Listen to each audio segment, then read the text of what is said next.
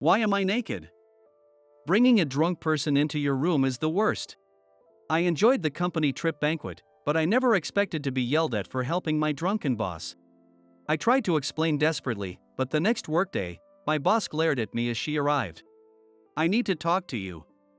Come to the conference room. I gulped nervously. That look on her face didn't promise a pleasant conversation. When I steeled myself and headed to the conference room, she locked the door and cornered me against the wall. Hey, did you like my... What? My name is Alex. I'm just an ordinary office worker. I dislike standing out, so I always try to keep a low profile at work. However, that often doesn't go as planned, and no matter how much I try to stay unnoticed, situations arise that make it impossible. It's never because I did something. It's usually because of my direct boss. Her name is Emily. I'm basically her right-hand man, doing everything she needs. I don't mind the work itself at all, but there's something else that worries me every day. When I first started working under her, I thought she was incredibly competent. Because of that, I found the workplace very comfortable and easy to work in. However, that impression gradually deteriorated over time. The beginning of the change was a lunch outing to a diner, while we were on a business trip. As soon as we entered the diner, I felt countless stares like never before. It wasn't just one person looking at us. I felt eyes on us from all directions. No wonder, because the diner we entered, including the owner, was full of men. And their dazed looks were all directed at Emily. The stares I felt weren't aimed at me, but at her, who was walking close to me. As soon as we sat down, the owner, uninvited, came over with a smile and persistently asked for her order. The other customers kept glancing at her while pretending to eat their meals. Even though I knew the stares weren't meant for me, just being in that space was torture. However, she seemed completely unfazed and continued as usual after placing her order. From my experiences working with Emily, I realized she was very attentive to her superiors, and considerate towards me and other juniors. She was always observant of her surroundings. Someone like her, who pays such close attention, couldn't possibly be unaware of the discomforting stares she received. I realized she endured these stares daily, seemingly unbothered. It made me genuinely admire her strength. However, becoming aware of this shattered my peace of mind. Since the incident at the diner, I became hyper-aware of everything happening around her. I hadn't noticed it before, but she attracted a lot of attention even within the company. Especially from male employees, who would make uncomfortable remarks, or casually ask her out during work conversations. Things that would make me visibly uncomfortable happened to her regularly. Although it didn't directly involve me, she was my direct superior. Given how much she helped me, I couldn't help but feel concerned for her. Thinking about her feelings made it unbearably painful for me. And since she was always in the spotlight, the attention also extended to me as her subordinate. I became sensitive to the attention around me, initially because of her, but eventually towards myself too. The most common reaction was jealousy. She was admired by many as an ideal woman. Working under someone like her was a privilege, regardless of gender. And I'm the only one working in that position. So, it's natural for the jealousy and resentment to be directed at me. Even so, after becoming aware of it, my work life was far from peaceful. I've overheard other male employees talking about me behind my back. How can he be so indifferent working under such a beautiful boss? Maybe he's not into women? If it were me, I wouldn't leave her alone. If he's not interested, I wonder if we can switch positions? To be honest, I've never had those kinds of feelings for Emily. Once, Emily casually asked me, "Alex, do you have a girlfriend?" while having a small talk. I replied, "No, I don't. By the way, about this schedule." And switched back to work topics, fully focused on my tasks.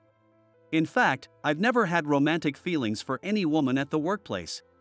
I hadn't thought deeply about it before, but I probably disliked the idea of mixing personal and professional life. However, female employees see this as seriousness, and rate me highly as a stoic man. Alex is such a good worker and a nice guy. I heard he doesn't have a girlfriend right now. Maybe I'll make a move. I overheard such comments, but they didn't particularly make me happy. "Hey, Alex. Are you listening? Sorry. I wasn't. What did you say? It seemed I was lost in thought during work, while Emily was speaking. When I looked at her, she was giving me a puzzled look. That's not like you. Is something wrong? Are you feeling unwell? Do you need to take the day off? No, I'm fine. Sorry about that. Could you please repeat what you just said? I was asking about the progress on the report due tomorrow. Are you sure you're okay? You look more tired than usual. I took a deep breath and rubbed my eyes. I'm really fine. As for the report, I was just about to show it to you. Here it is. Please review it. Impressive. You're always quick with your work. But you do look down. Could it be that you're excited about next week's trip? Next week, we have a company trip. Could it be that you're unexpectedly looking forward to it? Emily nudged my shoulder playfully with her elbow. Don't lump me in with you. Isn't it you who's excited? Ha, you got me. Last year wasn't very enjoyable, so I want to make the most of it this year. How can you be so excited about a company trip? Of course. It's a great chance to bond with colleagues. Plus, she looked intently at my face. When I met her gaze, she quickly turned away. You might end up with your first girlfriend, Alex. I was bewildered by the sudden remark. That's none of your business. Anyway, please check the report. With that, she took the report and walked away, waving it slightly. I had told her before that I wasn't interested in office romances, so she should know. When I mentioned that I had never had a girlfriend, she was so surprised she froze. According to her, people who don't experience romance during their school years struggle as adults. She patted my head sympathetically after saying that. In the end, she even said, "Good luck." I was annoyed and made a sarcastic remark, but she just laughed. It's true I've never been in a romantic relationship. But during my school years, I did have crushes. I attended a private school, spending my days studying. My parents were strict, and even on weekends, I couldn't hang out with friends, or watch TV or read comics. A tutor would come to our house, and I would spend the entire day studying. It felt a bit restrictive, but I worked hard to see the joy on my parents' faces when I got good grades. Perhaps because I had worked so hard or because my parents were worried about me, who showed no interest in anything but studying. They told me I could go to any college I wanted and pursue my own interests. Seizing this opportunity, I decided to interact with various people and enrolled in a college I wanted to attend, even though its academic reputation was a bit lower. However, what awaited me there was the inevitable challenge of communication. Having devoted my entire life to studying through elementary, middle, and high school, I found it difficult to converse with others. Since I hadn't enjoyed any typical childhood pastimes, I couldn't relate to the topics my peers discussed. And I couldn't tell interesting stories either. Eventually, I began to feel isolated on campus. But there was one woman who didn't abandon me. She was a somewhat rebellious girl from the same department. Her personality was open and friendly to everyone, and I was no exception. Even though I couldn't speak well, she would laugh at my attempts and talk to me about various things. Having someone treat me this way was a first time for me, and I gradually found myself attracted to her. This was my first love. We were in the same school activity, which gave us more opportunities to talk. Feeling increasingly drawn to her, I confessed my feelings impulsively. But it was so sudden that she looked a bit troubled and said, "I need some time to think about it." I wondered if I had messed up, but I held on to some hope since she didn't outright reject me. However, as I anxiously waited for her response, I overheard her talking with her friends about me. "Hey, you know Alex from our department?" "Oh yeah, that guy?" "Yeah, he totally has a crush on you, right?" "Actually, he confessed to me." "No way. You should date him." "Haha, no way. He's such a nerd." I never realized she thought of me that way behind my back. I was mortified and deeply shocked that I had been so naive. I ran away from the scene. It was still morning, and I had afternoon classes, but I couldn't bring myself to attend them. I went back to my apartment and didn't leave for several days. Thus, my first love ended in the worst possible way, unknown to anyone else. Since then, I've struggled to talk to women and ended up as an adult with no romantic relationships. This experience likely contributed to my negative views on romance. Watching male colleagues flirt with Emily, or hearing women make comments suggesting they like me, became painful or indifferent experiences. Alex. As I was leaving work, Emily called out to me. Since we often had the same route home, we occasionally walked together if our schedules aligned. Today was one of those days. You seemed off today. Are you really okay? Yeah, somehow. We talked as we walked. Emily, can I cancel the company trip next week? Emily froze as if struck by lightning. Why? We agreed to make the most of it. The day the trip was announced, I had been unsure about going. At that time, I shared my bitter college story with her, seeking advice. That must have been tough. But even if it's uncomfortable, I think it's important to learn how to interact with colleagues outside of work. We work towards the same goals every day, so knowing each other better makes the work smoother. At that time, having someone to talk about my worries lifted my spirits, which was rare for me. Because of this, I decided on the spur of the moment to take a chance and go. Thinking, there might be an opportunity to change myself somewhere out there. But now, old memories resurfaced, making me reluctant to join the company trip. But, still, I can't do it. Even though I was talking to Emily, it was embarrassing to voice my doubts. Still, being able to be so honest with her made me wonder if I had some special feelings for her. You'll be fine. You've got this. After all, you're my excellent subordinate. You'll be okay, you can do it. Her words echoed the encouragement my first love once gave me. I almost misunderstood her intentions. Just like the other woman, she was only trying to motivate me just as her subordinate. She didn't see me as a romantic interest. I told myself this to stay calm. Even if there weren't any special feelings, she worked with me more than anyone else in the company. She must understand me better than anyone. The words from her felt genuine and not just for show. And even if things don't go well, I'll be here for you, right? Is this some kind of new harassment? What? You cheeky subordinate. Thanks to our joking banter, the old unpleasant memories and anxieties faded away. The day of the company trip arrived. Feeling a bit nervous, I headed to the bus boarding area. When I arrived, I saw the employees already gathered in their casual clothes. Everyone looked happier and more vibrant than they did at work. Just seeing this brought back old memories and stirred up my anxieties. As I stood at the boarding gate, I heard a voice from behind. Good morning, Alex. It was Emily who greeted me. Emily. All right. Let's go join the others. She took my arm and led me toward the group of employees. Despite my worries, the company trip turned out to be very enjoyable. Emily sat next to me on the bus, so I didn't have to worry too much, and being in the aisle seat, the person across the aisle started chatting with me. I rarely talk about anything other than work in the office. Especially not about personal matters. I felt the same, but the people who talked to me seemed to find it refreshing too. Even though I never ran out of things to talk about on the bus, since I didn't start conversations. The time I spent talking to each person felt short. While it was fun to talk to people I usually don't, I also realized how bad I am at communication. By the time we got off the bus, I had managed to break the ice with a few colleagues. Alex, you're a great listener and so kind. I was happy to receive such compliments. But at the same time, I regretted not being able to communicate better back in my school days, thinking I might have enjoyed those times more.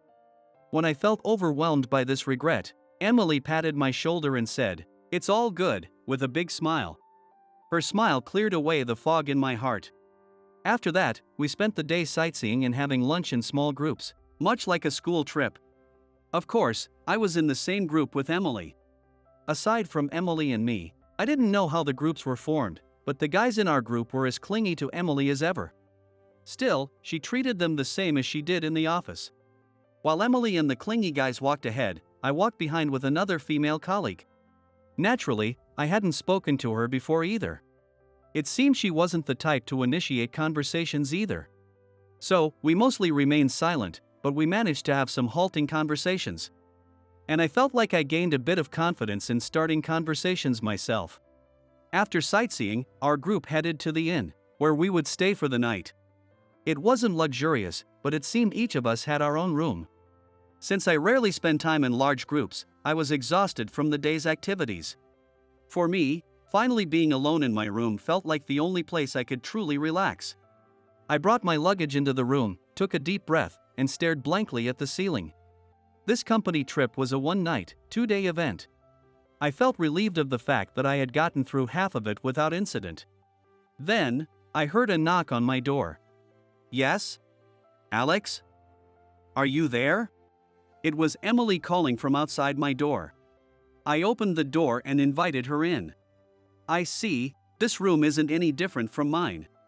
Oh, Emily, your room is on the third floor, right? I started a conversation with her. Yes, and guess what? It's right above this room, she said with a grin, pointing to the ceiling. What's with that look? She moved closer, peering into my face. Did you imagine something weird? No way. I wouldn't think that about you, Emily. Oh. Too bad, she said, heading back to the door. Wait, Emily? I wanted to ask what she meant by too bad, but she was already out in the hallway. For a moment, I was stunned. From behind, I could see her neck exposed by her t-shirt. Emily usually wore her long hair down and high-neck tops at work, so no one had seen the back of her neck. But on this trip, while her hair was still down, her pale, beautiful neck stood out more.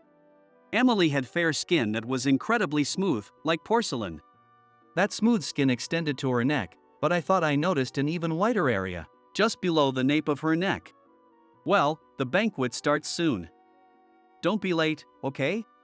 She said before leaving my room. I didn't get a good look, but there was definitely a white spot. It piqued my curiosity, but I figured it was just some kind of decoration on her clothing, so I tried not to think about it too much. A few minutes later, as Emily had instructed, I headed to the banquet hall on the first floor. There, the company trip participants gathered for a banquet. Employees who had once aimed to be comedians, or were known for their singing, took to the stage to entertain everyone. Before long, the alcohol began to take effect, and the banquet turned into a lively party. Although I rarely drink, I found myself pleasantly tipsy after about an hour, despite the lively atmosphere. I tried to chat with the person next to me, but my words were often drowned out by the surrounding noise. Across from me, more and more men gathered around Emily. A proposal competition had started, and Emily, looking a bit puzzled, laughed at the men's ridiculous proposals. Seeing her like that made me happy, and I decided to leave early to prepare for tomorrow. I told the person next to me, I don't want to be affected tomorrow, so I'm heading out, and left the hall. I wanted to say goodbye to Emily, but the crowd around her was too thick, so I quietly left without saying a word. When I got back to my room, the noise from the banquet still echoed in my ears, making me dizzy.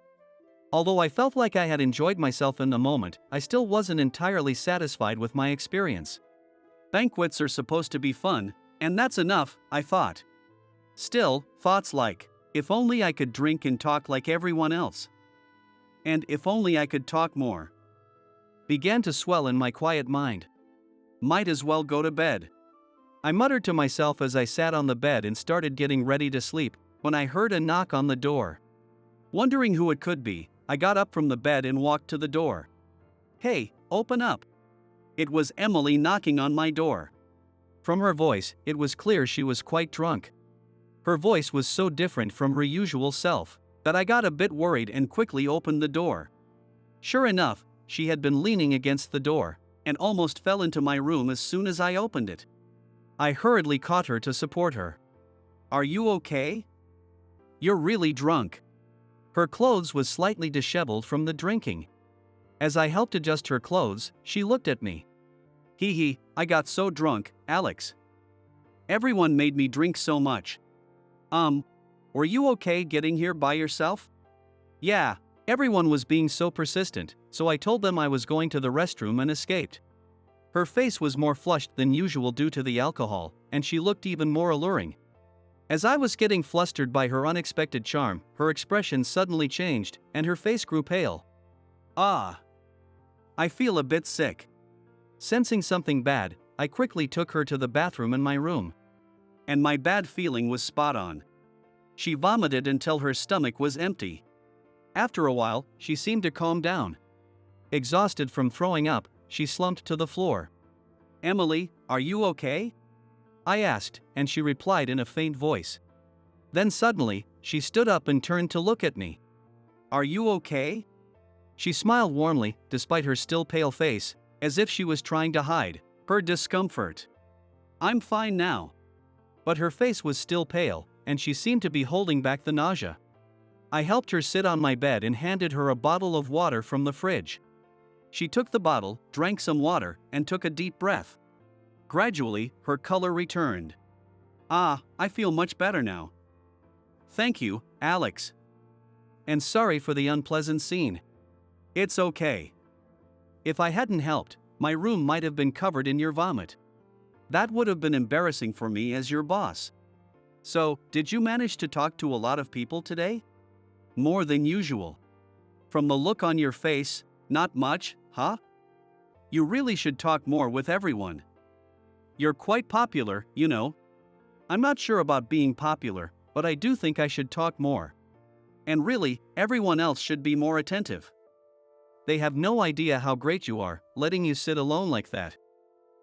Emily?" Emily's behavior seemed a bit off. "Because I'm your boss. You're good at your job and a nice guy. I want you to get along with everyone." Her speech was becoming more and more like a typical drunk. "Yes. I'm glad to hear that. But for now, maybe you should head back to your room." I tried to encourage her, but she wrapped her arms around my neck and pulled me closer. "You're my pride and joy, Alex." She began praising me cheerfully as if her drunkenness had returned. Even though she was drunk, it felt good to be complimented. Just as I was about to thank her, she suddenly seemed satisfied after saying everything she wanted to, and said, "I'm so sleepy," as she started to undress. "Hey, wait. Emily. This isn't your room." I tried to stop her, but she managed to slip off her clothes and innerwear, ending up in just her underwear. Moreover, she reached behind her to unclasp her bra, saying, "This is so uncomfortable," trying to remove it. Realizing this was serious, I grabbed her hands just in time to stop her. I sighed with relief, but before me was her beautiful body. Even though in her suit, I thought she had a great figure, but seeing her in person made it even more evident. At the same time, I noticed her secret. She had a large, white birthmark running down her back. It extended from below the nape of her neck. What I saw earlier wasn't my imagination. Unconcerned, she mumbled, "Bed," and collapsed onto my bed, falling asleep immediately. At least the damage was limited to her upper body. Watching her sleep peacefully with soft breaths, I felt a sense of relief and gently draped the top part of her clothes over her. I then sat down beside the bed and started researching the white mark on her back using my phone. What I found was a condition called vitiligo. This condition causes the cells that produce skin color to diminish, resulting in white patches on various parts of the body. Although it doesn't cause pain or itching, many people with it feel self-conscious about their appearance. So, she wore high-necked clothing to hide it. The fact that she hides it suggests that she's self-conscious about it. Having a different appearance from others must be challenging. It must have been hard, especially as a child. Reflecting on this changed my perception of her from just a beautiful and cheerful person. Realizing she might catch a cold, I laid her properly on the bed and covered her with the blanket. I then sat on the sofa, watching her sleep. Come to think of it, she rarely talks about herself. Maybe she doesn't have many good memories related to it. And it's understandable that she wouldn't share such things with a subordinate. But now that I knew, maybe this could be a chance to get to know her better. How should I bring it up? Lost in these thoughts, I didn't realize the night had passed and the sun was starting to rise. The morning light woke her up. She sat up and looked around. Noticing the chill, she looked down at herself and then at me. "Good morning," I said. Before I could finish my greeting, she quickly pulled the blanket over her upper body. "Why am I in my underwear?" "What?" she exclaimed, looking between me and her body. Then she glared at me with a red face. Did you bring me here? That's awful. It seemed she had no memory of last night. I sighed deeply and explained. Emily, you came into my room and started undressing on your own. Do you often do that when you're drunk? She froze as if remembering something. Her shoulders shook, and she blushed even more, curling up. Actually, yes. When I drink too much, I'm really sorry. Having calmed down a bit, she apologized sincerely. Feeling awkward, I hurriedly handed her a robe. It's okay. But please put this on so you don't catch a cold. She quickly put her clothes back on and covered herself with the robe, blushing. I'll go back to my room. I'm really sorry. She apologized again and quickly returned to her room. Finally, things calmed down. I didn't mention the white mark at all, but I suppose I didn't have the chance. Maybe she doesn't care about it as much as I thought. Yeah, no one wants to hear comments about their skin. I should just forget about it for her sake. I decided to keep the knowledge about her mark to myself. As I pondered these things, I felt myself getting drowsy. I ended up sleeping for about 2 hours. Soon, it was time to check out of the inn, and I boarded the bus. The company trip ended without incident, and life returned to normal. The trip made me more social at work, but my communication skills didn't improve overnight. Still, I hoped this experience would help me gradually open up more. I was grateful to Emily for giving me that opportunity. As soon as I got to work, Emily called me over. She instructed me to meet her in a conference room at a specific time. I was sure no one else would be using the room at that time. However, when she called me over, her expression and tone were more severe than usual. Worried that I might have done something wrong, I entered the conference room. Before I could ask, Emily quickly locked the only door and, without turning on the lights, pushed me against the wall. It made my heart race. What's this about? How did you like my body? Her mischievous smile was different from her earlier seriousness. I felt my heart race, in the face of her teasing grin and the situation. Ha! My voice cracked from surprise. Enjoying my reaction, she grinned even more. You liked what you saw, didn't you? I remembered seeing her upper body that night on the trip, and my heartbeat quickened. She released her hand from the wall and tugged at the neck of her high-necked innerwear. This is called vitiligo. White is a beautiful color, don't you think? I think it's not so bad. Or do you think it's strange? Hearing this, I felt a weight lift from my shoulders and slumped to the floor. Hey, are you okay? Yes, I'm fine. It's not strange at all. I just didn't know about vitiligo. I didn't realize it was caused by a lack of pigment cells. She seemed surprised by my response, her eyes widening. Wait, you looked it up? Of course. I was curious. You're my respected boss, after all. Hearing this, she sat down next to me, her eyes at the same level as mine. I noticed her eyes were moist. I didn't understand why she was crying. Is something wrong? No, nothing. Thank you for thinking about me. I guess I made you worry. Also, sorry for undressing. I'm a terrible boss. Not at all. Even with that, you're still a respected boss. Anne, you were really beautiful.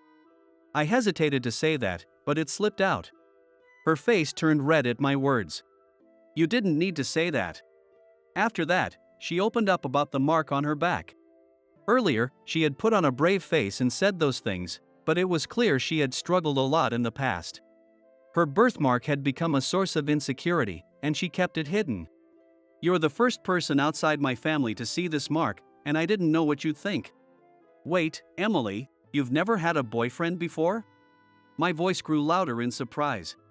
I quickly glanced at the door to make sure no one was there, then looked back at her. Blushing, she shook her head. Well, it's not like you've ever had one either, right, Alex?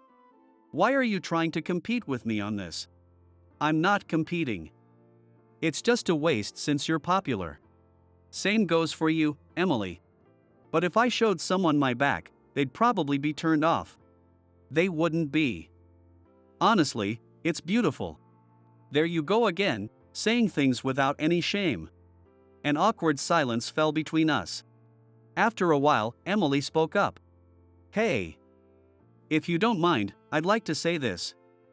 Since we're both inexperienced in relationships, why don't we try dating? We won't judge each other for not knowing anything. I looked up at her, surprised by the unexpected proposal. Her face was even redder than before. Are you sure? Even someone like me, who has no special skills and is terrible at conversation. Are you really okay with that? She looked straight into my eyes with a serious expression and said, I'm not saying it's okay just for the sake of it. When you saw my back, you didn't flinch. Instead, you called it beautiful. That made me so happy. I've always admired your ability to see people without prejudice. And I like you, Alex. Having said this, she looked down, clearly embarrassed. Hearing her words, I realized the feelings that had been growing inside me. The discomfort I felt when other men looked at her, the attraction I felt during our conversations, it all made sense now. I had been suppressing these feelings because of my past. But her confession lifted the lid on those emotions. I realized I liked her too. I've felt the same way. Emily, you've always extended a hand to someone like me, who struggles with communication. I admire your kindness and your ability to treat everyone without prejudice. Plus, you're beautiful. Her eyes widened with delight. Oh my gosh. If you keep saying things like that, I'll fall for you even more. I reached out my hand to her.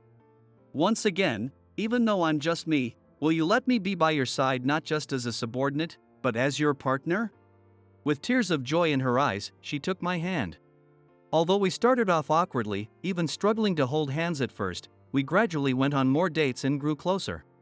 At work, thanks to her, I became more comfortable talking to both men and women. Apparently, my reputation improved as well. According to Emily, I became someone the women especially admired. I wish you had stayed less sociable. And you, Emily, get approached by too many men. I wish you'd hide that beautiful face a bit more. She turned away, embarrassed. Spending time with me seemed to boost her confidence a bit. She said, I'm still a bit self-conscious about wearing a swimsuit in front of the opposite sex, but I think I could manage a women-only hot spring. Showing a more positive attitude towards her insecurities. Together, we faced our insecurities and worked toward overcoming them. Several years have passed since we started dating. Now, we are at our wedding venue. Having started as an office romance, our wedding was celebrated by many people. After the ceremony, I took in the sight of her in her wedding dress. Her back, which she had once considered a flaw, was exposed, showing the beautiful mark and her smooth skin. I'm sorry for having this body. But I'll do my best to make you happy. What are you talking about? Your mark is beautiful. And, making you happy is supposed to be my line. Saying this, she hugged me with a radiant smile. I embraced her in return. In my heart, I vowed, I will do my best for her, forever. Oh no! The chef ran off with the restaurant's money. If this keeps up, the restaurant will go under, and so will my dad. As I headed to the diner I'd become a regular at while traveling, the waitress, looking pale, rushed out of the restaurant. When I asked her what happened, she explained that her father, the head chef, was hospitalized. And another chef they trusted had taken all the restaurant's money. I'm currently unemployed, but I used to be a chef at a fancy restaurant in New York. But, considering what I did, is it really okay for me to step in? The waitress in front of me hung her head and started to cry. I mustered up my courage and made a suggestion. I was a chef. Maybe I can help. If you don't mind, could you let me use your kitchen for a week? My name is John. I'm 32 now, and though it might sound strange hearing from me, I've caused an unbelievable amount of trouble for many people. Today, I want to share my story. After graduating high school, I didn't go to college and instead I chose to go to culinary school without hesitation. At that time, I was thrilled by the dream of becoming a chef. Looking back now, I think I was quite innocent then. In culinary school, as long as you graduate, you basically get a chef's license. I studied the basics diligently from the start, graduated, and entered the culinary world. After graduating, I got a job at a fancy restaurant in New York. You might get an idea of the chef's world from a TV show that once made waves depicting a chef's growth. It's really strict with hierarchy, and the one who joins even a day earlier is your senior. Initially, you're only allowed to do menial tasks like cleaning, washing dishes, and taking out the trash. Some classmates in the dorm even had to do their seniors' laundry. I endured such treatment and trained intensively for 3 years. I think these 3 years were about building endurance, dealing with the instructions and sometimes unreasonable demands from seniors, and seeing if you could keep up. Another important thing to learn during this period is building physical strength. Chefs are often thought to just make meals, but it's actually physically demanding. You need as much power as someone in a sports team. A stock pot can weigh several kilograms when full, and flour or sugar comes in 60-pound bags. So your arms ache with muscle pain every day until you get used to it. After 3 years of training, I returned to my family's restaurant, the Johnson, to work under my father. But initially, I think I was spoiled because I was his son. I thought I'd get to cook right away, but I had to start from scratch, doing menial tasks again. What? I've been training for 3 years. I don't care. Here, you're a rookie. I can't let someone like you handle a knife. Why not? If I let you make food for our customers, the restaurant would go under. You're in the way standing there. Go wash those pots. I never got along with my dad. We clashed and yelled at each other constantly. After 5 years of that, I secretly started thinking about going independent. Then my dad suddenly passed away. It was a day off for the restaurant, but my mom got worried when he didn't wake up even by noon and found him already gone. He was struck by acute myocardial infarction, the most common cause of sudden death. So at 27, I suddenly had to take over my dad's role. I always wanted to cook. I wanted many people to eat the food I made and be happy. Even though my wish was finally coming true, I was terrified. The Johnson was a well-known restaurant in the area. The pressure of running that restaurant was immense. After my dad's sudden death, customers visibly dwindled.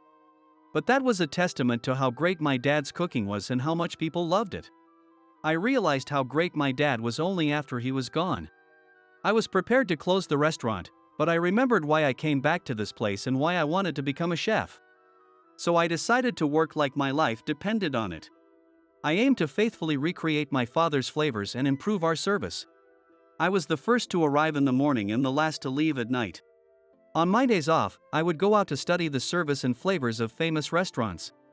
Seeing me like this, the employees who were halfway considering closing the restaurant re-evaluated their attitudes toward work. First, there was my senior, Tom. We all called him Big Tom because he was my mentor and always looked out for me. Even the waiters who directly interacted with customers started supporting my vision. I think we were all desperate during this time. Initially, people came to the restaurant because it was my father's place, but they began to spread the word about our hard work and service. And those people posted about us on social media. Thanks to that, the restaurant gradually became lively again. As the employees worked smoothly together, we eventually received the highest ratings for our food and service on social media. Even amateur reviews made us happy. And then, without us even realizing it, our restaurant, the Johnson, was featured in the Michelin Guide. What's more, we received the highest rating of 3 stars. 1 star means a very good restaurant in its category. 2 stars mean excellent cooking, worth a detour. 3 stars mean exceptional cuisine, worth a special journey. Our restaurant was rated as a place worth traveling to just for the food. We received 3 stars on our first listing. This was unprecedented. I was on cloud 9. But receiving this rating made me completely arrogant. The 3 stars were a recognition of the restaurant, not of me personally. Yet, I got cocky and started yelling at the employees for being slow. Now, I understand. I see how arrogant and selfish I was. I was acting like a conceited fool. It's no wonder that people like Big Tom, who had to put up with my snide remarks, were unhappy. The camaraderie we had once shared began to dissipate, and I was constantly frustrated when things didn't go smoothly. Then one day, a decisive event occurred. During a lunch break, I raised my voice. That was the last straw for Big Tom. Enough is enough. You're just a second-generation owner. We helped because we appreciated your father, not you. What do you think you're doing? Big Tom? How dare you talk to us like that? You couldn't have done anything without us, right? You're just a rookie acting all high and mighty. Big Tom blurted out all at once and slammed a bottle of cooking oil on the floor. The bottle was the Johnson flavored oil. It was made by my grandfather, whom I respected greatly. The bottle shattered with a crash, spilling its contents on the floor. Grandpa's oil. At that moment, something snapped inside me, and before I knew it, I was grabbing Big Tom by the collar. Big Tom! Calm down. John, stop it. Calm down. Everyone immediately stepped in to stop us, and fortunately, Big Tom wasn't hurt. But at that moment, a freelance journalist named Mark, who had come to request an interview, saw everything. The incident quickly became news, and bad rumors spread like wildfire. Online news, social media, gossip among students and housewives. By the next day, reservations were canceled, customers stopped coming, and we were forced to close the restaurant. It was only then that I realized how foolish I had been and how much of a jerk I had become. I brought this on myself. After paying the employees their wages and severance pay up to that day, I left all the remaining procedures to the lawyer and left New York, eventually finding myself in my father's hometown of Vermont. This is the town where my grandfather lived as a cooking oil maker. Feeling nostalgic, I wandered aimlessly. I walked for about an hour. Eventually, hunger struck, and I turned into an alley where I spotted a building that looked like a diner. There was a sign hanging at the entrance, but it was too worn to read. As I approached, I caught a whiff of a wonderful aroma.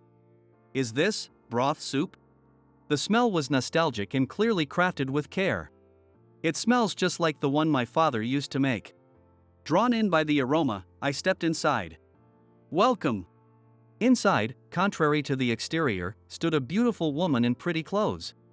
She looked to be in her late 20s, and her elegant, enchanting smile left me momentarily frozen. She quickly brought over water and a hand towel. What would you recommend? Well, everything is good, but how about the stew, a traditional dish of this region? Today's stew includes mountain vegetables and mushrooms. I'll have that, please. Certainly. The woman retreated to the kitchen. While waiting for the food, the aroma of the broth filled the room, almost bringing me to tears. Trying to hide my emotions, the food soon arrived. The meal was exceptional. The broth was highlighting the ingredients' natural flavors. The meat was tender, with condiments that complemented rather than overshadowed the aroma, and I finished the meal in no time. It was truly delicious, and I was thoroughly satisfied. Thank you for the meal. On my way out, I stayed at a hotel near the station that night. From that day on, I frequented the diner daily. It wasn't just the food, perhaps it was also to see the woman's bright smile. As I kept visiting, I learned more about her. Her name was Emily. She was the waitress of the diner Sagan, and I felt that many customers, like me, came to be healed by her smile. A week after arriving in Vermont, I decided to visit my grandfather's grave and the local cooking oil manufacturer. That day, there was a free tour, and many visitors were coming and going. Inside, there were large barrels as tall as me. Now, we will let you taste this special flavored oil. It has a mellow flavor that goes well with vegetable dishes and stews. As the artisan opened the barrel lid, a rich yet sharp aroma filled the air. Strangely, it wasn't unpleasant. I could see that they take care of the oil, and I saw pride in their faces. Their faces overlapped with those of my grandfather and father. As I was moved, I returned to the diner with a renewed heart. However, the taste of the food that day felt different. The kitchen wasn't visible from the seating area, so I couldn't see what was happening. Puzzled, I paid the bill without saying anything. In the end, I stayed in this town in Vermont for almost a month. During that time, I had plenty of moments to think and consider my future. I experienced the kindness of the people in this town, which made me reflect on my foolishness. Why did I do such things? I was filled with regret. It's about time to leave this place. I thought, but before leaving, I decided to stop by the diner one last time. At lunchtime, the busiest time of the day, I noticed that the sign was not out. Oh, is it a day off? As I was about to leave, thinking it couldn't be helped, Emily rushed out of the diner. Her face was pale, and she looked very distressed. I couldn't move and just stared at Emily. Then our eyes met. Oh, sir. What's going on? You seem quite flustered. Well, if you don't mind, please tell me what's happened. I may not be much help, but... After a moment of hesitation, Emily invited me into the diner. She brought me some water, and after we sat down, she began to explain the situation. Actually, my father, the owner and chef, has been hospitalized with a heart condition. Oh, I'm sorry to hear that. I thought it must be tough, but surely there were other chefs. There is more than one chef. My father left the restaurant to his friend, Steve, but Steve has. What happened? Of all things, he ran off with the diner's money. What? Have you contacted the police? Embezzling the restaurant's earnings is a serious crime. It could be prosecuted under embezzlement and theft laws. Even if she didn't want to make it a criminal case, she could still fight it in civil court. However, Emily shook her head silently. I need to pay the hospital bills next week. There are also other expenses. I don't know what to do. Seeing Emily in despair, I frowned. When we found out about my father's hospitalization, we considered closing the diner. But Steve said, "Don't worry about the restaurant. Just focus on your treatment. Leave everything to me." My father completely trusted his words because Steve said, "You've done so much for me, now it's my turn to help you." How heartbreaking. I can't cook like my father. How can I report this to him while he's sick? With her face in her hands, Emily was on the verge of tears. I mustered up the courage to tell her my story. I used to work at a restaurant. I know it might seem presumptuous, but maybe it's fate. If you'd like, I can help. Really? Your father's food was delicious. I can't replicate his exact flavor, but I can help explain the situation and provide the food. But weren't you planning to leave? I was, but I've changed my mind. I didn't have any specific plans anyway. Emily accepted my offer. However, I haven't used a kitchen in a while, so my skills might be rusty. Could I use the kitchen for a week to get back into practice? Of course. Emily showed me the kitchen. On the counter was an empty bottle of flavored oil which I used to see. Noticing my gaze, Emily explained, "It was given to us by someone who used to work with my father. And if you're going to use the kitchen, why not stay at our place? We have an extra bed. I feel a bit unsafe being alone." I thought it might still be unsafe with me there, but she added, "Steve might come back." I wouldn't insist otherwise. Just until my father returns. I understood her reasoning. Considering the cost of the hotel, I hesitantly agreed. A week later, I prepared omelette, stew, and grilled chicken as on the menu. In addition to the wild vegetable and stewed dishes that were originally on the menu, I also added some new dishes. The vegetables from this region are exceptionally delicious, and I believe it will highlight the dishes. I wanted our customers to enjoy this as well. This menu was created with that wish in mind. The wild vegetables were harvested from the nearby hills and the eggs were bought cheaply from a local poultry farm since the sizes were non-standard. The other ingredients were acquired for almost nothing from a local factory that was ready to discard them. Emily also sourced vegetables from local farmers. With everyone's help, we created this menu. And so, after a week, the diner Sagan reopened. Emily had posted information on social media and handed out flyers at the station. During tourist season, not only locals but also many tourists came, and we were so busy that we didn't have a moment to rest. Making over $2,000 in a day. Now we can pay the hospital bills. Thank you, John. Then came the day Emily's father, Ken, was discharged from the hospital. Emily had gone to the hospital to handle the discharge procedures, and they returned together. Only to be surprised by the line of people in front of the diner. What's all this commotion? There's a line outside the diner. Well, a customer named John kindly helped us out. John? Seeing Ken's surprise, I couldn't stay silent and explained my situation. Let me introduce myself properly. I'm John Johnson. I used to work as a chef at the restaurant The Johnson in New York. What? That's a famous restaurant, Emily said, looking at me in surprise. The Johnson flavored oil you used in the kitchen was made by my late grandfather. I see. I thought the name sounded familiar. You must be Michael's son. Michael was my father's name. Michael and I worked together at the restaurant Smith. He was my senior and looked after me. He was an amazing chef. Yes. When I finished my training and told him I was returning to Vermont, he gave me that flavored oil as a farewell gift. I was a big fan of it. And I believe it's what kept our diner going. I love my grandfather's flavored oil too. Indeed. So, I have a request for you. Ken straightened up and took a formal posture. I followed suit and straightened my back. Would you stay here and help my daughter run the diner? I thought for a moment but gladly accepted his request. Since Ken was not fully recovered, he took charge of making small dishes. The carefully mixed eggs created a perfectly fluffy omelet that quickly became popular. Enjoy the omelet as it is and then use the flavored oil to get a different flavor. Also, try adding the oil to the stew. The aroma will fill your mouth. I explained the recommended ways to eat to the customers. When the flavors complement each other, the possibilities are endless. Thanks to this kind of service, more customers kept coming. One day before opening, a familiar face came to the diner. Sorry, we're not open yet. Oh. It was the freelance journalist, Mark. Well, John. Long time no see. Oh well. Do you remember me? After that incident, I wondered where you'd gone, and here you are. His smile was still creepy. What do you want? I don't know about his past, but John is now doing his best to run this diner. If you're here to cause trouble, please leave. Oh. You don't know what he did?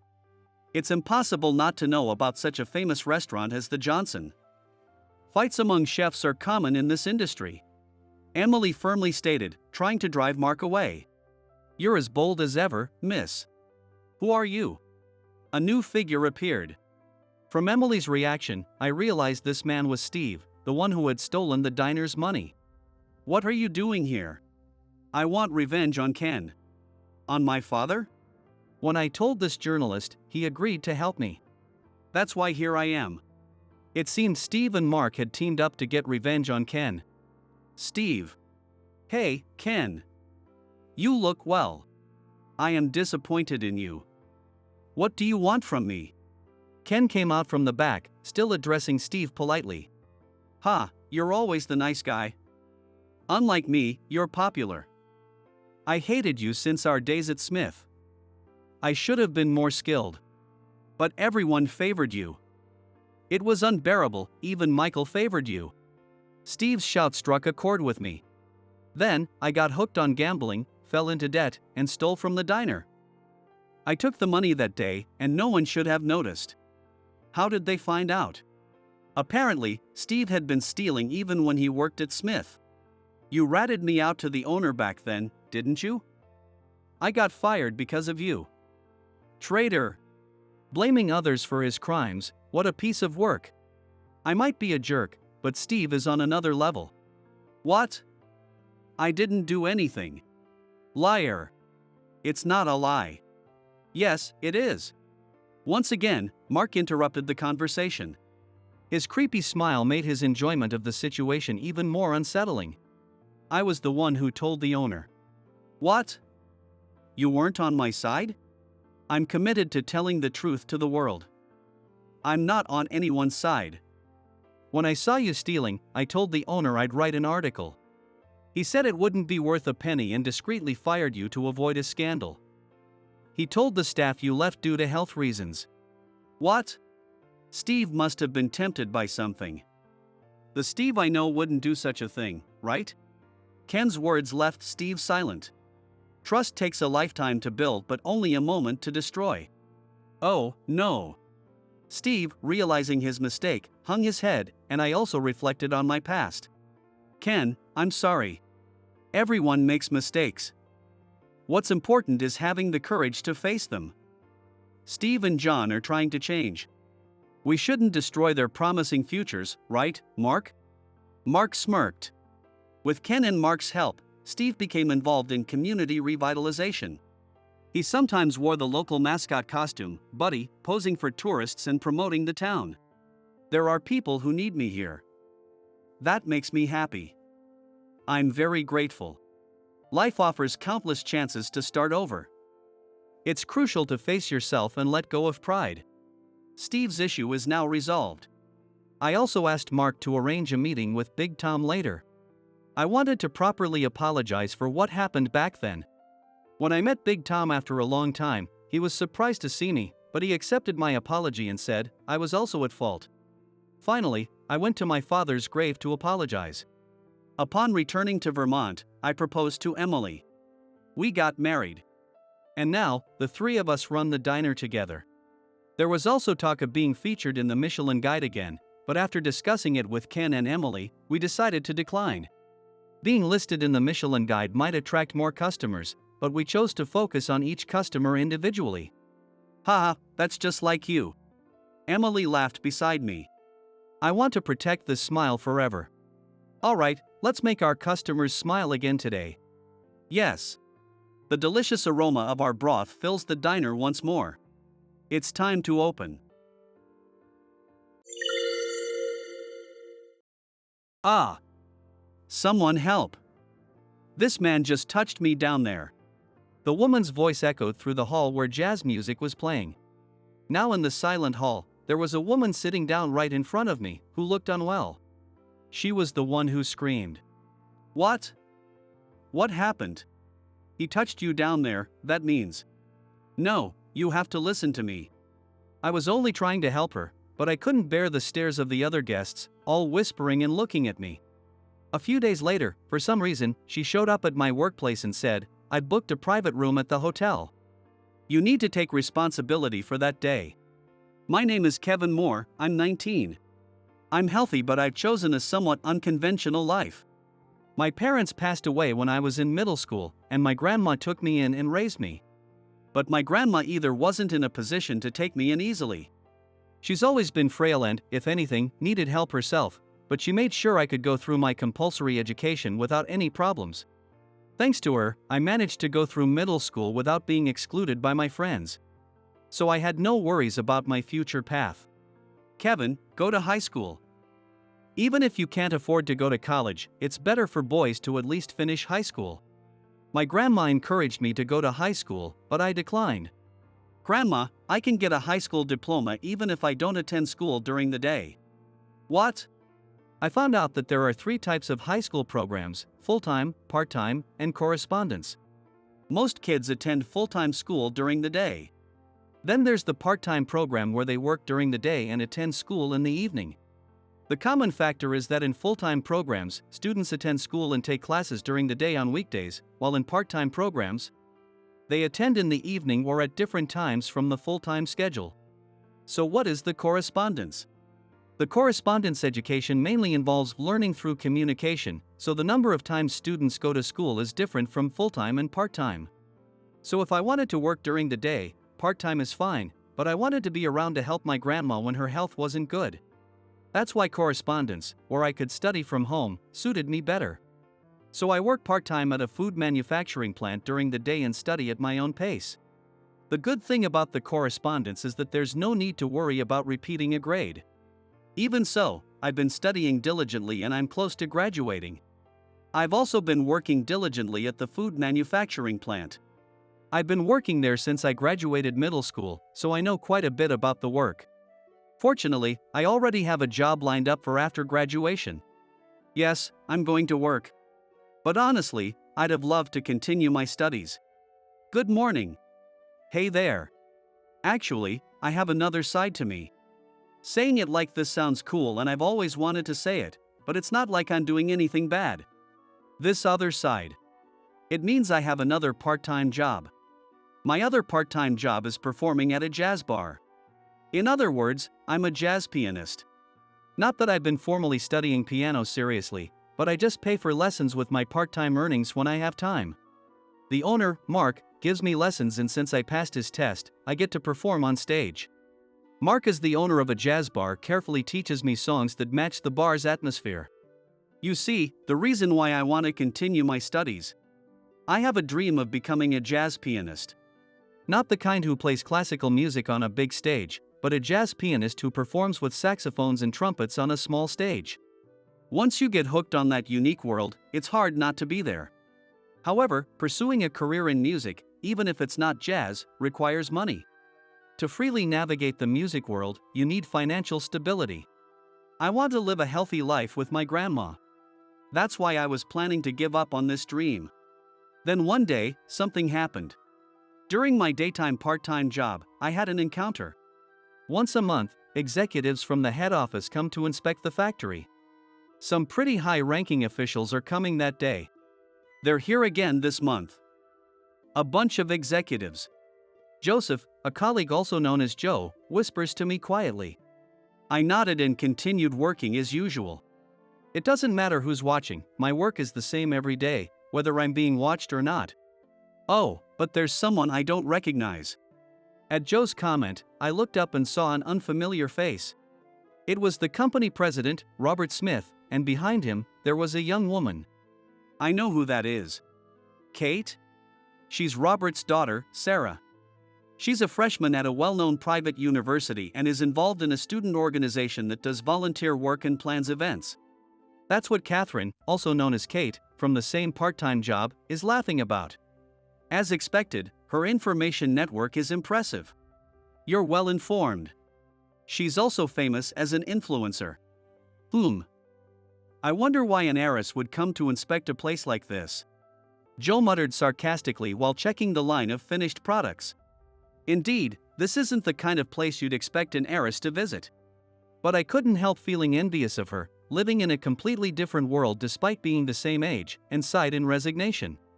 After finishing my shift at the factory and changing clothes, my phone rang. I checked the caller ID, apologized to my coworkers, and answered the call right there. I couldn't wait until I got outside because the call was from the company where I had secured a job offer after graduation. Hello, this is Kevin. Sorry to keep you waiting. Then I moved to the corner of the locker room. Hello, this is James from HR at Cherry Corporation. Do you have a moment? Yes. Actually, due to our poor financial situation, we have decided to cancel our new hires for this year. What? We're very sorry, but we have to ask you to consider this as an unfortunate circumstance. James just delivered the bad news and hung up without waiting for my response. What? What did he just say? Unfortunate circumstance? What does that mean? My mind was spinning with confusion. My job offer had been rescinded. Was it because I attended a correspondence high school? I had carefully chosen what I thought was the best path, and this is the result? What am I going to tell my grandma? In a daze, I headed to my part-time job at the jazz bar. I sighed repeatedly while working. It's not like I get to play the piano here all the time either. When I'm not playing the piano, I clean and serve orders to the customers. However, I was quite distracted. I was aware of it, but the cancellation of my job offer was a big shock. Hey, Kevin. Mark. Come to the back room for a moment. Okay.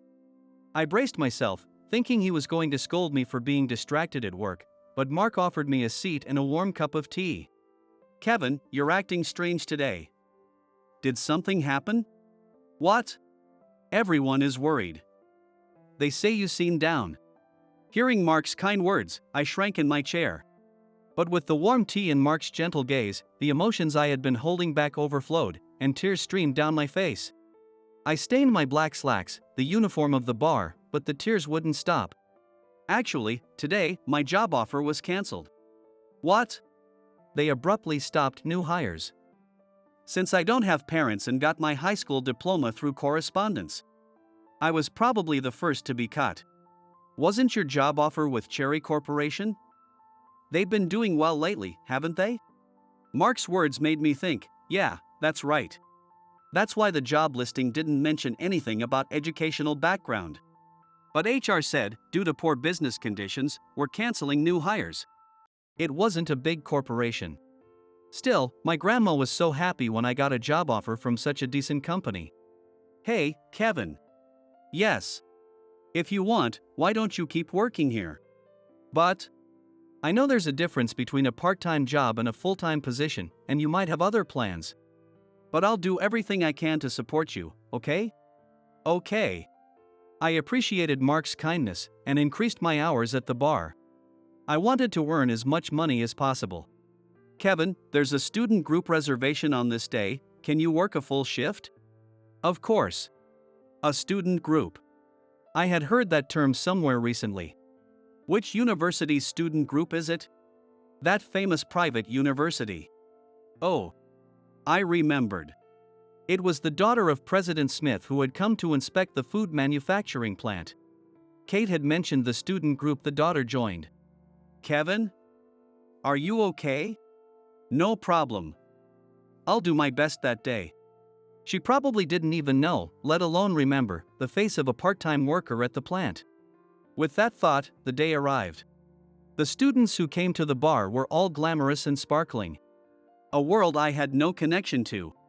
Instead of feeling envious, I focused on my own job and carried out Mark's instructions.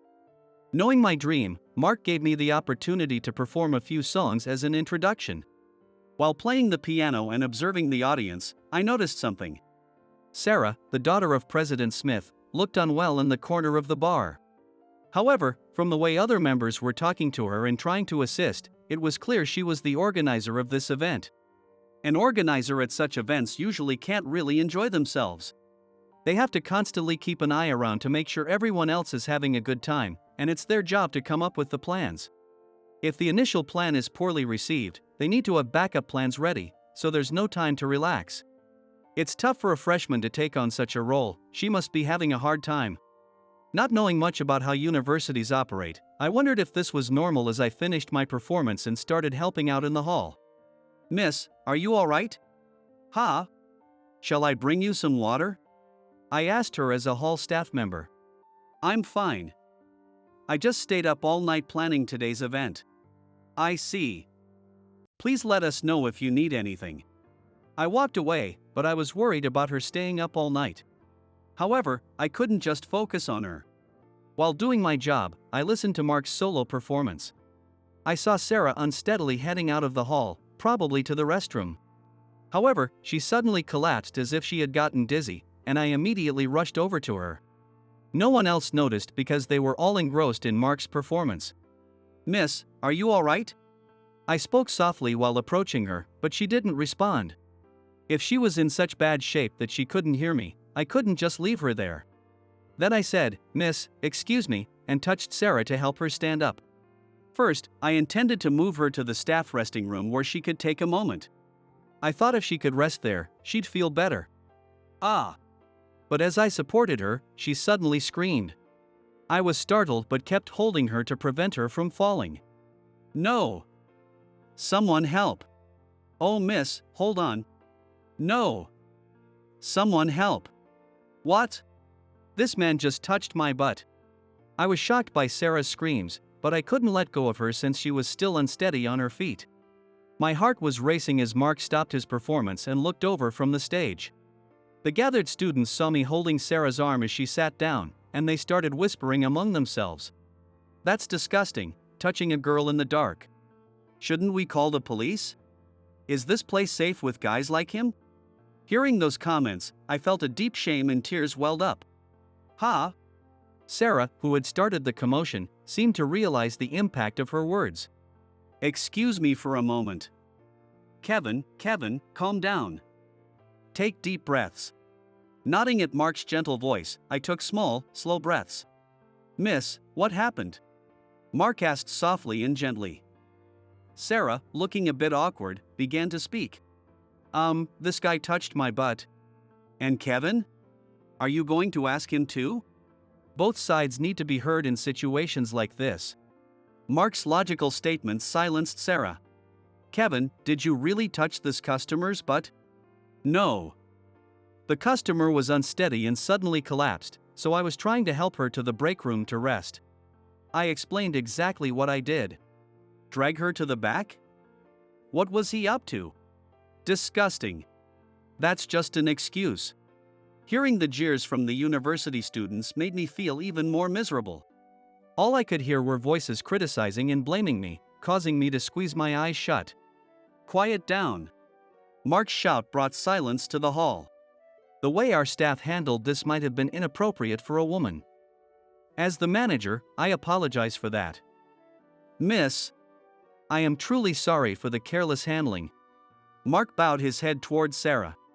However, please understand that our staff was trying to help you. Well, I understand that.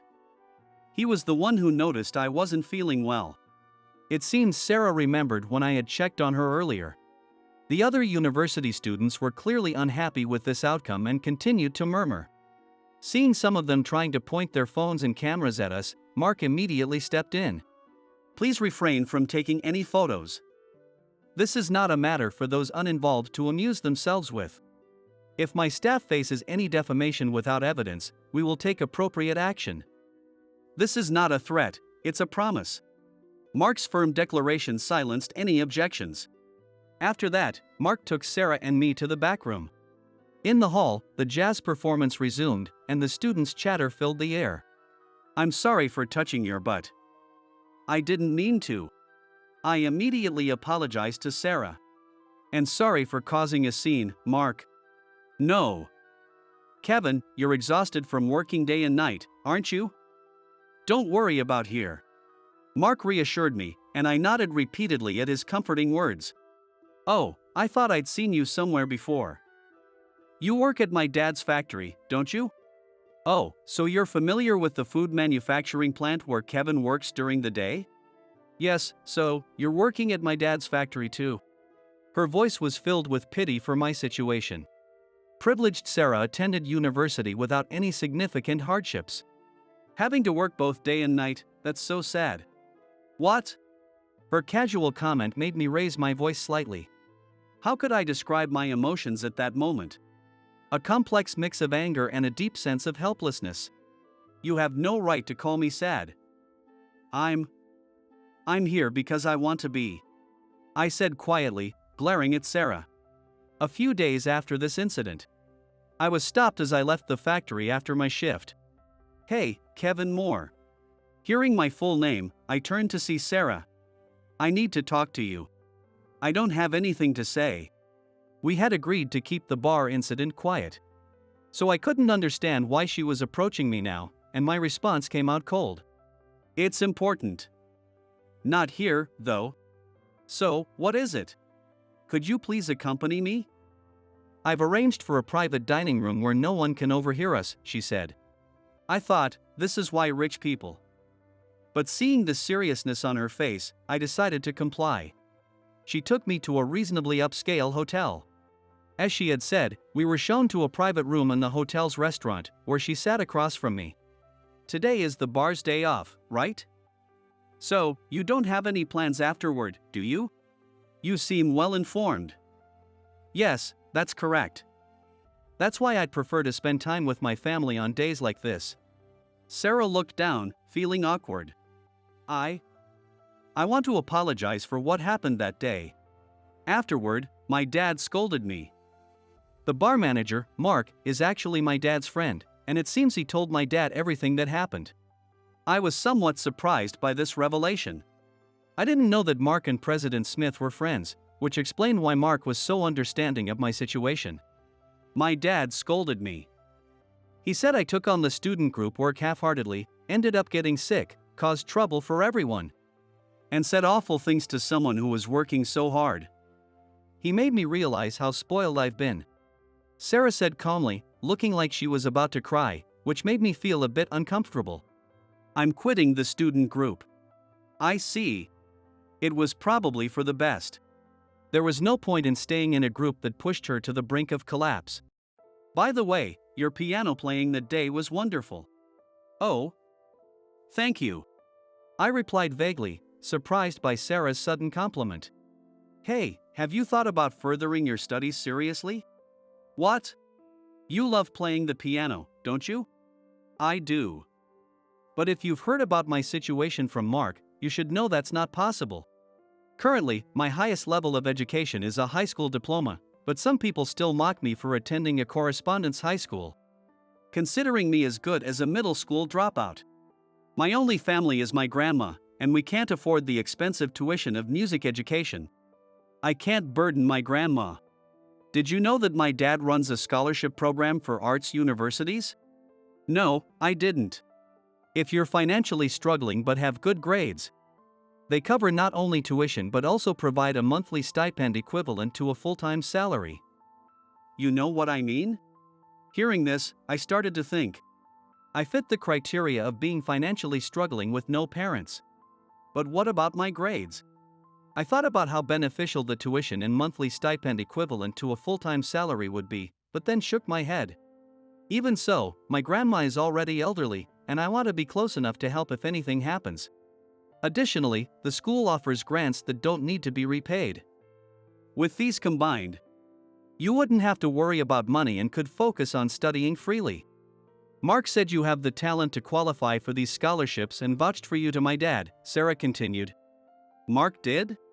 My dad also said that seeing your hard work at the factory, he fully supports you. How about it? Are you willing to give it a try? Her offers sounded incredibly appealing. Of course, you can continue working part-time at the factory as long as it doesn't interfere with your studies. Your salary will even increase. If the commute or physical strain is an issue, my dad said he could help find a different job for you. Something that balances well with your studies. Why are you going this far? I was confused by the sudden offer. From the incident that day, I realized that my involvement in the student group was mostly self-serving. I claimed to be helping those in need. But I was just indulging in a sense of self-righteousness, she explained. What do you mean? That day's events made me realize it. I'm grateful to you for giving me that wake-up call. So now, I want to help you achieve the life you truly want, Sarah said, looking up at me with a slight tilt of her head. Or is this just another act of self-indulgence? I gently shook my head at Sarah's self-deprecating comment. No, it's not. Thank you for telling me about this opportunity.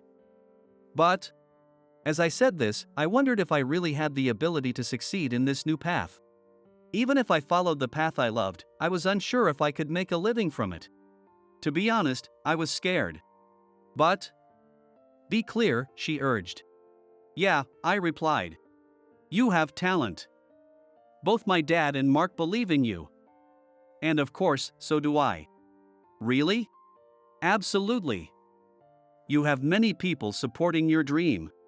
Sarah's kind yet strong words washed my hesitation away. Responding to her encouragement, I found myself saying, thank you. I'll give it a try. Sarah smiled at my response. I heard that loud and clear. A man should keep his word once he said it. Of course. Good. And one more thing. One more thing? Take responsibility for touching my butt that day, Sarah said with a triumphant look on her face. I was momentarily stunned, then broke into a smile. Ha, you know that was your own doing. I couldn't help but laugh as well. Now, let's enjoy our meal today, and we'll discuss the details later. I've never dined in a private room before. My dad said this is his way of saying thanks, so order whatever you like. The shrimp ahijo here is delicious. Watching her laugh so joyfully in front of me, I felt a mix of confusion and happiness about this unexpected opportunity. Determined to face my fears, I decided to pursue my dreams wholeheartedly.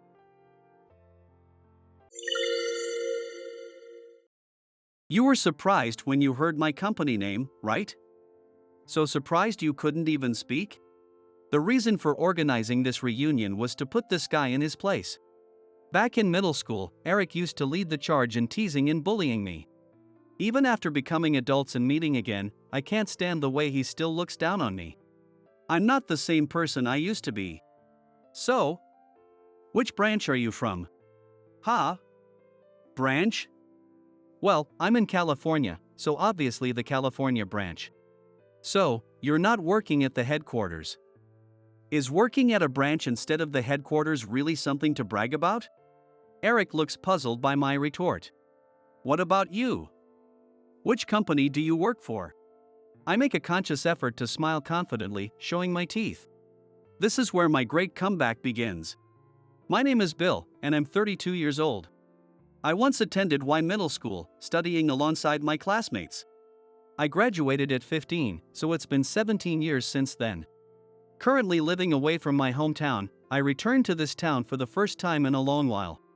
In this area where you need a car to go anywhere, I drive my beloved Porsche around the places I used to hang out. The roads are well maintained, making it a very pleasant drive. As I turn the steering wheel and round a corner, a large building comes into view. Next to the big gate, the name Y Middle School appears. I drive inside, parking in the area for teachers and visitors. Getting out of the car, I walk past the gym and step into my old school building. Everything has changed from when I attended here. The buildings are new, and the school grounds are well maintained. The sun is still high, and I can hear the sounds of students engaged in school activities. I wonder if their middle school life is fulfilling. After touring the classrooms, I enter the staff room and visit my former homeroom teacher, Mr. Peterson, who is now the head of the 3rd grade. It was a Saturday afternoon, but several teachers were busy at their desks. I feel a bit of sympathy for them. When Mr. Peterson sees my face, he stands up with a smile. I put on a face that says I've come to visit an old mentor. Since I had informed him in advance that I would be visiting today, there are no issues. I'm leaving town tomorrow. Before I go, I wanted to see Eric and the others, so we're having a small reunion in one of the classrooms. Alright, feel free to use it. There aren't many kids now, so the classrooms on the 3rd floor aren't being used. This means I can fully express my feelings. I can't help but smile. Mr. Peterson has aged quite a bit. Mr. Peterson graduated from this middle school, entered the top high school in the state, and then went on to a city college. He studied in the education department at college and returned to his alma mater middle school upon graduation. In his first year as a teacher, he was our homeroom teacher. It's really nostalgic. Haven't you been around here much? No. I've been living over there the whole time. So coming back after so long and seeing all the changes has been quite surprising. Speaking of which, the 6 of you were always close. I remember you guys always messing around in the halls.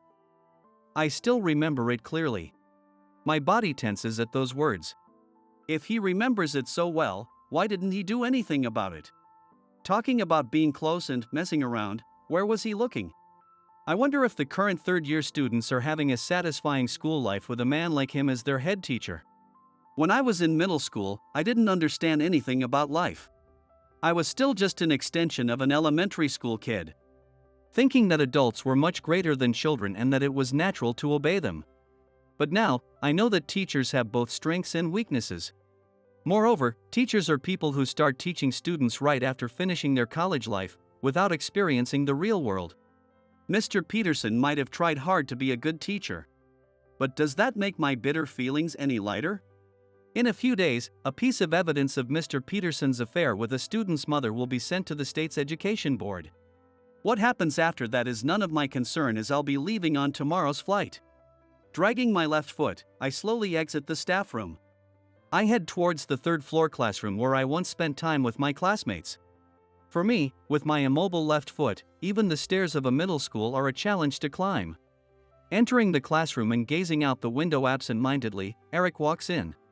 Eric gives me the same mean-spirited smile he used to have. Hey, long time no see. You haven't changed a bit. Still got that dumb look on your face. I don't know if I look the same as I did 17 years ago, but Eric has changed a lot. Even at just 32 years old, his belly sticks out, and his head is balding. There used to be girls who swooned over Eric, but they must be disappointed now. Long time no see. I'm glad to see you. I force a smile, saying words I don't mean. I have no fond memories of Eric. As a top student, Eric was the class leader and reigned over the boys. He had 4 henchmen, John, Tom, Mike, and Jake, who would bully anyone they didn't like. It was done in a way that made it seem like they were just having fun to the teachers. During breaks, they would drag me into the hallway and poke me with mops or hold me down and kick my stomach. Not only Mr. Peterson, but all the teachers favored Eric. Where were their eyes? Soon, I hear footsteps climbing the stairs, and other familiar faces appear. John, Tom, Mike, and Jake arrived. The teachers thought of them and me as part of the same close-knit group. When they spot Eric, they greet him warmly. Eric, long time no see. You've gained some authority since we last saw you. Well, being in sales, I get to eat out a lot. I've pretty much conquered all the popular spots in the city at clients' requests. Nice, take us out sometime. We're old buddies, after all. If I recall, it was Eric, John, and Tom who went to the city for college. Meanwhile, Mike and Jake stayed local, attending a nearby college and remaining in this town. Did you guys meet up often after middle school? No, we went to different high schools, so we haven't seen much of each other since. We all graduated from pretty good colleges. But that's to be expected, we were special even in middle school. I give a dry laugh at Tom's words. Did they think being special meant they could do anything? Eric was the ringleader, but John and Tom were no better. Mike and Jake followed Eric's orders, hoping to gain favor. To me, Eric was a bright, enviable figure admired by both boys and girls. John and Tom prided themselves on being Eric's best friends. Mike and Jake were more like admirers who followed Eric around. And I was their punching bag, there to relieve their middle school stress. Maybe after graduating, they faced their own struggles and learned to understand others' feelings. If they felt ashamed and apologized, I might be willing to forgive them. However, as adults, they just started bragging about their companies. Actually, Jake and I have started a business together. It's tough, but being your own boss is great. Mike and I have been close since middle school, and we get along well. We both stayed local, so he's the perfect business partner. Eric listens to Mike and Jake's conversation disinterestedly, gazing out the window. He must be waiting for someone to ask him about his own recent achievements. Hearing about others' success must not sit well with Eric. Reluctantly, I direct the conversation towards him. So, Eric, what are you up to these days? All I know is that you graduated from a city college. Eric's eyes gleam. Glad I asked, he relaxes and starts talking with enthusiasm. Actually, I work at Ford Pharmaceuticals. I've been at the top since I joined, and they're expecting me to become a manager soon. John and Tom, already aware of this, smile and nod in satisfaction. Mike and Jake look surprised. Really? That's amazing. I heard the New York headquarters recently started developing a drug that might be a breakthrough cancer treatment. It's all over the news. You're really working for an incredible company, Eric. Eric grinned, pleased with their praise. Then he looks at me, waiting for a reaction. You were surprised when you heard my company name, right? So surprised you couldn't even speak? The reason for organizing this reunion was to put this guy in his place. Back in middle school, Eric was the ringleader who teased and bullied me relentlessly. Even now, as adults, he continues to look down on me, which I can't tolerate. I'm not the same person I used to be. So? Which branch are you at? Huh? Branch? Well, I'm in California, so obviously the California branch. So, you're not working at the headquarters. Is working at a branch instead of the headquarters really something to brag about? Eric looks puzzled by my retort. What about you? Where do you work? I make a conscious effort to smile confidently, showing my teeth. This is where my great comeback begins. I'm at the same company as you, Ford Pharmaceuticals. But I'm not at a branch. What do you mean? I've never seen you around. I work at the New York headquarters. That's why we've never met at the office. Eric and the others are stunned to hear that I work at the headquarters of such a prestigious company. If they knew I was an executive, their jaws would probably drop. I look at each of their faces with satisfaction. I invited them to our old school just to see these dumbfounded expressions. John, who was closest to Eric, speaks up. Hey, why are we all here anyway? I got an email from Eric about a good investment opportunity. Since it's the holidays and everyone's home, it seemed like a good time to meet up. Same here. I live near the city, so it's rare to see everyone. Plus, I heard Eric's making a fortune with his investments and living well. What? I didn't send any emails. I got an email from Mike about his startup with Jake and their success and investments. Mike and Jake both exclaim, "Me too," at almost the same time. The five of them look at each other with suspicion. Being summoned to the middle school by emails no one admits sending would make anyone paranoid. I smile, feeling satisfied. Of course. I sent those emails. You impersonated me and got everyone here? So it wasn't Mike who invited me? That's right.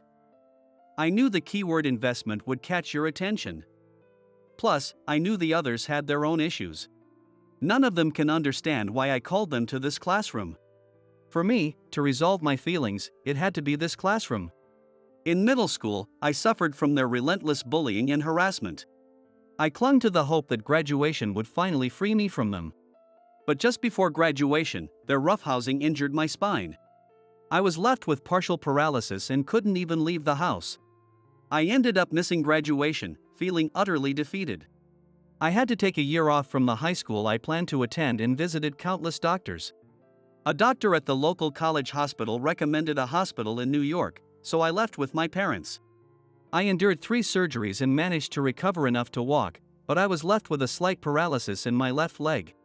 While hospitalized, I arranged to transfer to a local high school, and after being discharged, I continued my studies in New York and graduated from college. Although I should have graduated a year later than my peers, I utilized the accelerated system and started my career on the same footing as them. I secured a job at one of the world's leading pharmaceutical companies, Ford Pharmaceuticals, and steadily built my career through hard work. Having spent so much time in hospitals, I understood both the doctor's desire to heal and the patient's pleas for help deeply. Kevin Ford, the CEO, started noticing me because I worked with the compassion needed to truly care for the people using our medicines. Mr. Ford occasionally gave seemingly impossible tasks, but I always managed to accomplish them. I even volunteered in African countries, working in clinics to ensure medicines reached those in need. My efforts were recognized, and last year, I became one of the company's executives. Eventually, through an unexpected source, I found out that Eric, who had tormented me in middle school, was working at the California branch. Hoping he might have changed, I spoke with people at the branch, only to find out that he was still bullying those in weaker positions around him. Hearing this made me furious. From that day on, I vowed to take revenge on Eric and his gang. I contacted the president of the California branch, Joseph, and obtained Eric's profile. It included his company email address, which I used for this plan. First, I decided to investigate Eric's life after middle school. Eric attended a local high school known for its strong sports programs and enjoyed a fulfilling high school life. Unaware of my suffering in the hospital, he spent his days playing soccer and even competed in the national championships in his senior year. He went to a private college in the city on a sports scholarship. However, life wasn't as sweet in college. Although he remained on the soccer team for 4 years, he never made it to the starting lineup and graduated without ever playing in an official game. He didn't excel academically either, but a senior in the soccer team secretly helped him out. When Eric landed a job at Ford Pharmaceuticals, his parents were overjoyed, as if they had won the lottery. In this sense, Eric was a dutiful son, making his parents proud. If he had continued working diligently, he could have advanced further and made his parents even prouder. However, a significant problem has arisen. Eric has invested a considerable amount of money, riding the recent investment boom. Sensing his vulnerability, I used the pretext of an investment opportunity to lure him here today. While tracking Eric, I also looked into the lives of the other 4. John, who graduated from the same high school as Eric, went to a private college in the city because he wanted to experience city life. His family ran a large liquor store back home, and his parents hoped he would take over the business. However, John had become completely accustomed to city life and never returned, securing a job at a major trading company. Up until this point, John's life had been going smoothly, but he faced a trial in his 3rd year of employment. A colleague, who was also his rival, married the division manager's daughter. Since then, the rival rapidly climbed the corporate ladder and is now the sales manager at the headquarters. Meanwhile, although John is in the prestigious sales department, he is treated coldly by his rival and is enduring difficult days, or so I've heard. Tom, who was particularly close to Eric, faced difficulties with high school entrance exams. He aimed to attend the same high school as Eric and John but caught a severe cold on exam day and failed. He ended up at a backup private high school and had a reasonably fulfilling 3 years. As an admirer of Eric, Tom desperately wanted to follow in his footsteps and spent a year on preparing to get into the same college and department. However, Eric didn't value their friendship as much as Tom thought. With Tom a year behind, they rarely had classes together, and Eric rarely participated in soccer games. Eric started avoiding Tom, and their friendship cooled. In middle school, Tom thought he shared a special bond with Eric and John. But Eric didn't consider Tom that important. Tom must have been genuinely happy to receive an email from Eric. When I sent the email, Tom replied with a long message of gratitude. I was eager to see his reaction when he learned the truth. Now, seeing Tom in person, he's beyond disappointed, he's in shock. I felt a sense of satisfaction. Tracking Mike and Jake's lives were even easier. They had never left our hometown and were still living there. Moreover, they led completely different lives from the group that moved to the city. Mike's family owned an auto repair shop. Born as the son of the owner, he grew up without any hardships. However, he wasn't very bright, and his grades had always been poor since middle school. He managed to get into high school but dropped out because it was filled with rough students. He then spent several years shut in at home.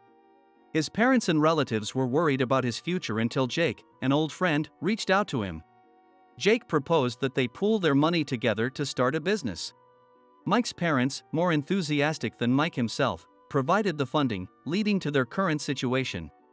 Now, about Jake, he had a rather unique life. Like Mike, he wasn't good at studying. However, his family had a long history of city council members, and he grew up with plenty of freedom. He attended a decent high school and was the only one among the 5 of us to go to college abroad. It was more like a language study program and didn't give him much of an edge in the job market. He got a job at a well-known construction company in the state but quit after 3 years and drifted around. Eventually, inspired by a college friend who started a business, he decided to start his own company. He borrowed some money from his parents and approached his wealthy middle school friend, Mike. Mike's parents, worried about their son's future, were eager to support the venture. They succeeded in starting the business, but from what I heard from industry insiders, they were struggling significantly. So, posing as Eric, I emailed them, expressing interest in investing to help them out. Jake, thoroughly convinced, enthusiastically attended this reunion with Mike. In the end, I was the most successful among the 6 of us. Compared to me, the other 5 were losers. Barely suppressing my laughter, I quietly began to speak. It seems like you all have had pretty tough lives. Eric, I'm sorry, but I have no intention of supporting your investments. I also won't be providing funds to help Mike and Jake's company. You might as well self-destruct on your own. You knew we were struggling and called us here just to brag about your success? Exactly. I hear John and Tom are having a tough time at work. Mike and Jake spent a lot of money starting their business. But I've heard people in the industry say they might not last a year. Serves you right.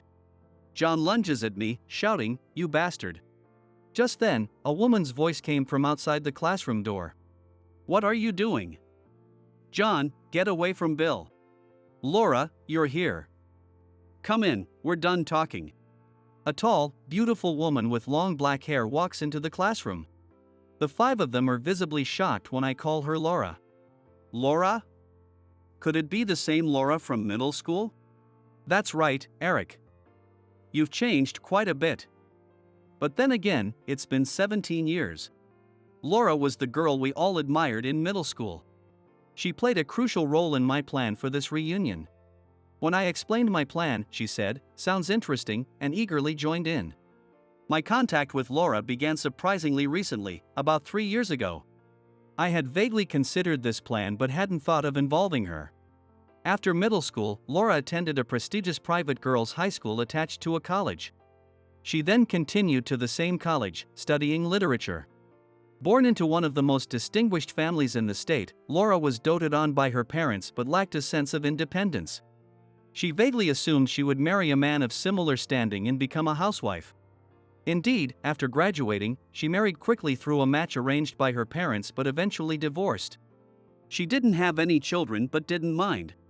We met again by chance at a New Year's party hosted by my grandfather, a former congressman. which I attended as a representative of Ford Pharmaceuticals. When we met again, we quickly hit it off.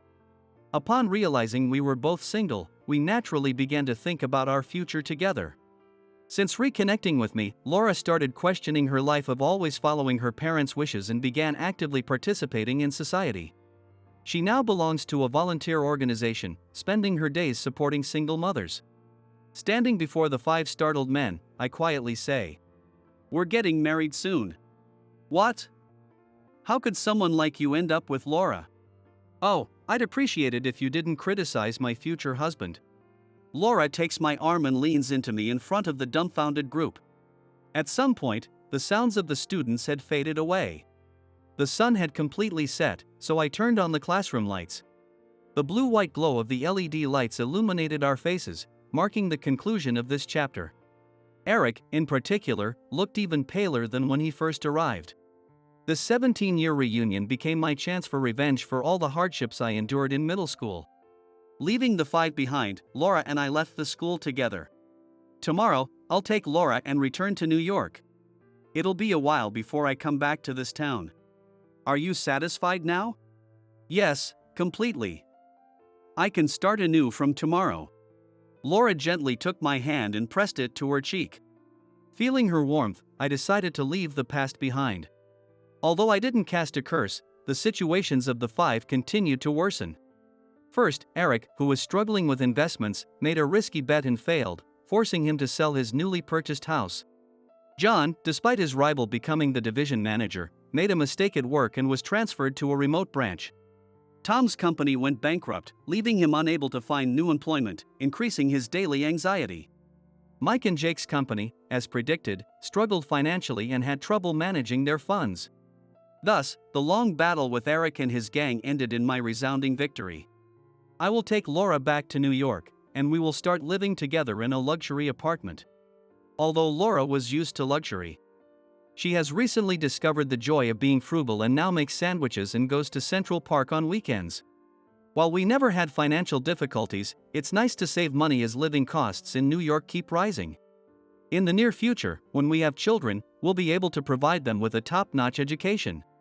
Today marks the 5th anniversary of reconnecting with Laura.